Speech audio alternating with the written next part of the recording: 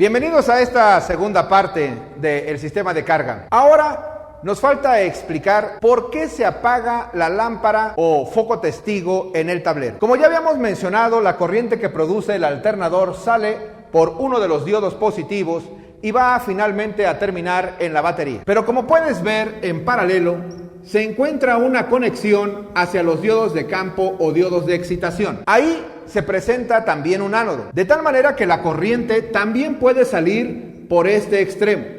Quisiera regresar por este diodo, no puede hacerlo porque tenemos un cátodo.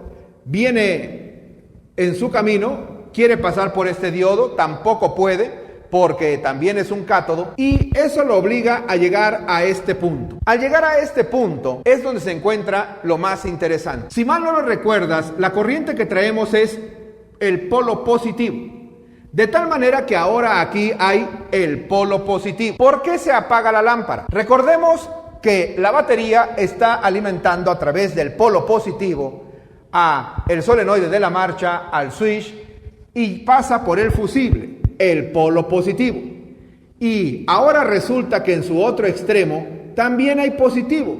Positivo, simplemente la corriente deja de fluir. Y es esa la razón por la cual nuestro foco simplemente se va a apagar. Cuando nuestro foco se apaga, es un indicativo de que el sistema está cargando. Si vas en carretera y el foco testigo se enciende, es una lámpara roja indicándonos una gravedad en el sistema. Por tanto, ahí debemos nosotros orillarnos y checar al menos lo que podamos visualmente, a ver si no hay una terminal floja o desconectada. Si no puedes hacer nada, bueno, pues entonces sigue tu camino, te irás únicamente con la carga de la batería. Esa es la razón por la que se apaga nuestro foco testigo o lámpara, porque hay positivo y positivo. Ahora, al mismo tiempo la corriente viene y es quien está formando el campo magnético en nuestro rotor. Por eso se le llaman diodos de excitación o diodos de campo, debido a que estos diodos los que finalmente están produciendo la excitación del rotor o el campo magnético. Pero cabe aclarar lo siguiente, que este campo magnético en este momento se va a hacer más fuerte todavía. ¿Cuál es la razón? La razón es que la corriente que venía de la batería tenía que pasar por el switch, luego pasar por el foco y pasar por el rotor, el regulador y encontrar tierra. Quienes han estudiado electricidad saben muy bien que si el foco estaba conectado con el rotor en una conexión en serie, el voltaje se ve disminuido, el voltaje cae. Por tanto, la corriente que fluía es una corriente con poca intensidad y el campo magnético era débil, únicamente suficiente para sí producir corriente, pero no para producir una alta corriente. En este momento en que el alternador ya está trabajando, ya está produciendo corriente, el campo magnético es mucho más fuerte. De esta manera, simplemente se está produciendo un mayor amperaje. ¿Cuál es una de las ventajas de tener este tipo de conexión? Bueno, que en el momento de abrir el switch yo te expliqué que el foco encendía y que el campo magnético se producía en el alternador.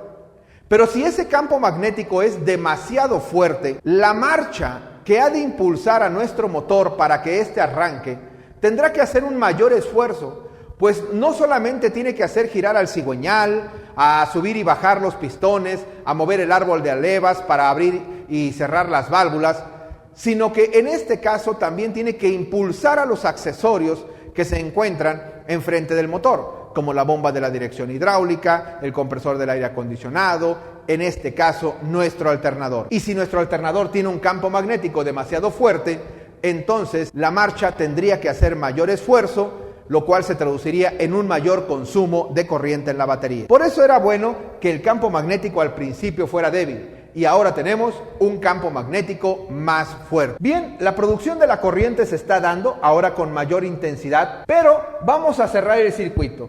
Cuando la corriente vino y llegó hasta la batería, quiero decirte que la corriente no se queda dentro de la batería. Esto es algo que ya explicamos en algunos otros videos, sino que la corriente va a entrar a la batería solo a desprender el azufre que se queda pegado a las placas tanto positivas como negativas. La corriente ha de salir netamente por la terminal negativa y ha de viajar por las partes metálicas hasta nuevamente la carcasa del alternador. Esto va a hacer que la corriente ahora entre por la carcasa del alternador y tome precisamente como conducción este diodo, un diodo negativo, pero que me está presentando la terminal ánodo. La corriente entonces puede llegar a este punto y regresar finalmente a la bobina de donde salió esa corriente. Para los que han estudiado electricidad, les recuerdo que esto es un circuito, y un circuito deriva de la palabra círculo, y un círculo donde empieza, ahí termina. Es decir, la corriente salió de la bobina 1, ha de regresar a la bobina 1. Los diodos positivos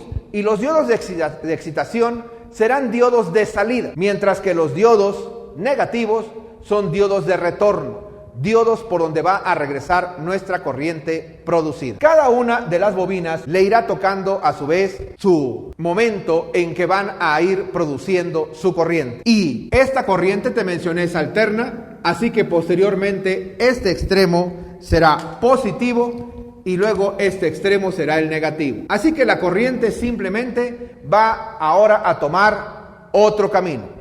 ¿Cuál es este otro camino? Simple. La corriente va a seguir este orden y va a salir por este diodo, que se va a repetir la misma operación de ir a la batería y de regresar, pero ahora va a regresar por este otro diodo. Al regresar por este diodo, simplemente estaremos cerrando el circuito.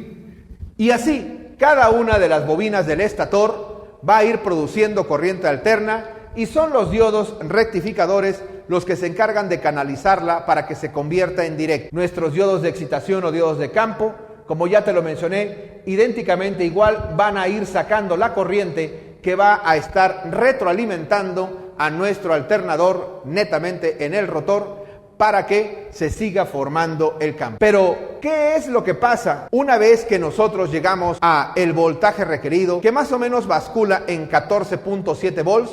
Bueno, pues ese será el trabajo de nuestro regulador, el cual, al interrumpir la corriente, simplemente se pierde el campo magnético y aunque nuestro alternador gire, simplemente ya no se produce corriente. Eso es el trabajo que hará el regulador, lo cual lo veremos en algún otro video. Gracias por acompañarnos.